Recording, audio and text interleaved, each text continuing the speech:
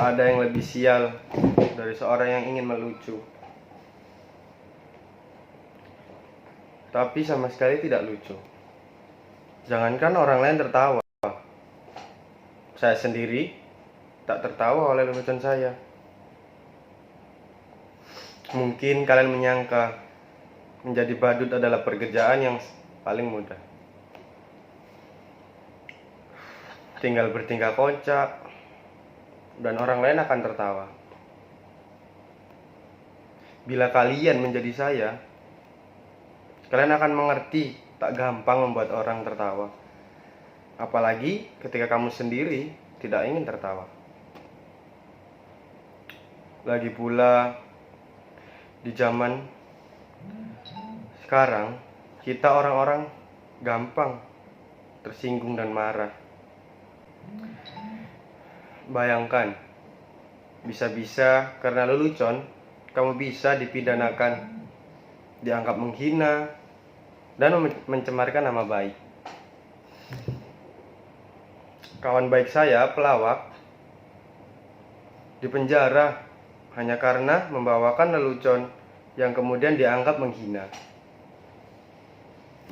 Dia bercerita tentang seorang yang memanjat pohon kelapa pada jam 10 pagi. Dan dari atas pohon kelapa, orang itu mengumandangkan azan subuh. Tentu saja itu membuat gempar seluruh kampung. Orang-orang langsung berbondong-bondong mendatangi orang itu, berteriak, menghujatnya, bahkan ada yang ingin membunuhnya. "Dasar kafir, turun kamu," begitu katanya. Tapi dengan tenang, orang itu menjawab, "Loh, siapa yang aneh? Siapa yang kafir? Coba kalian pikir, saya azan subuh jam 4 di masjid, tapi tak ada satupun kalian yang datang ke sana.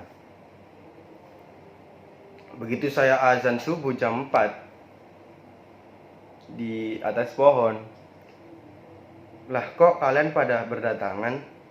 Coba kalian pikir, siapa yang gak taat? Siapa yang aneh? Dan siapa yang kafir?" Orang kok gampang ya mengkafir-kafirkan orang lain. Sekarang orang sepertinya senang bertengkar. Kalau bilang, "Aku berpikir maka aku ada." Orang sekarang seperti bilang, "Aku bertengkar maka aku ada." Saya menjadi badut. Saya meneruskan dulu ayah saya. Dulu ayah saya juga seorang badut. Sekarang kan sedang ngetren anak meneruskan pekerjaan orang tuanya. Kalau bapaknya presiden, ya anaknya pingin jadi presiden. Sudah, jangan ngomong-ngomong ngelantur terus. Nanti saya jadi ngantuk. Dulu, kata bapak saya, jadi badut tuh lumayan enak. Gaji lumayan besar. Bapak saya sering diundang karena orang-orang butuh hiburan. Badut dan pelawak dianggap masih lucu. Lah, kalau sekarang pelawak saja kalau lucu sampai politikus. Silakan duduk. Mari. Sudah minum? Sudah makan? Silakan duduk. Maaf kalau barang-barang saya masih berantakan ya. Silakan duduk. Yang datang pacar saya loh. Jangan begitu dong, ngejek. Saya meskipun badut begini, saya juga manusia loh. Saya juga bisa falling in love. Kalau kamu terus ingat saya, kamu pasti kangen ya.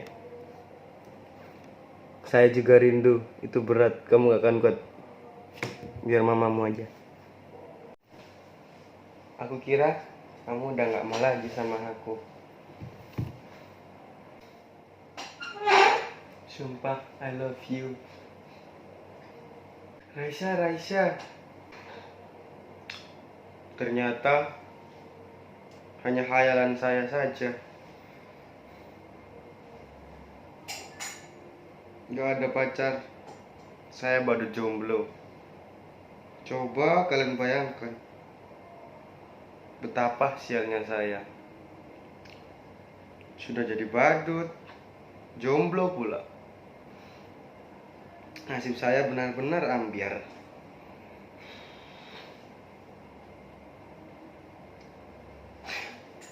Mengapa kalian menatap saya seperti itu? Apa ada yang aneh? Apa ada yang aneh dengan saya?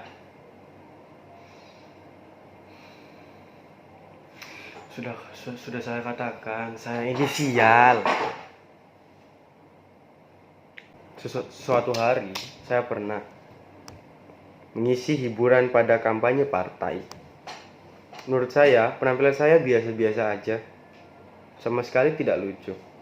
Tapi entah kenapa, semua yang hadir ketawa terpingkal-pingkal. Saya hanya menjelitik jentikan jari seperti itu, tapi semua orang tertawa. Saya hanya menggoyang-goyang bokong saya, semua orang tertawa.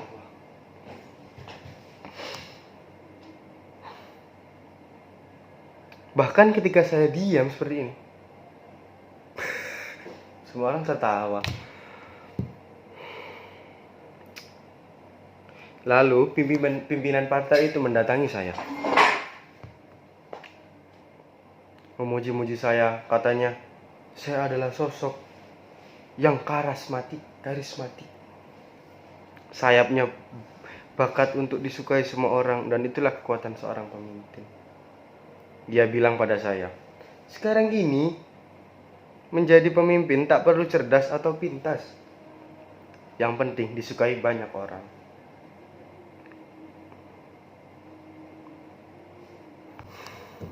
Dan betapa sialnya saya menang pilkada. Mereka milih saya karena dianggap bisa menghibur mereka. Saya dianggap orang paling lucu yang bisa membuat hidup mereka bahagia. Ketika saya menjadi badut, saya tak berhasil membuat orang tertawa. Tapi ketika jadi pemimpin, berkali-kali saya membuat orang ketawa.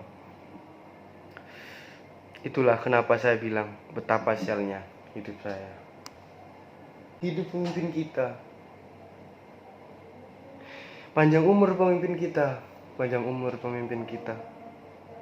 Hidup pemimpin kita. Teriakan-teriakan itu terus bergema makin keras dan antusias. Betapa sialnya saya. Dulu menjadi badut, menjadi pemimpin pun tetap jadi badut. Badut yang bisa mereka atur, badut yang membuat mereka terhibur. Sungguh saya memang badut yang sial. Percayalah, jadi badut itu berat. Kamu gak akan kuat biar para pemimpin saja. Hidup pemimpin kita, hidup pemimpin kita, hidup pemimpin kita.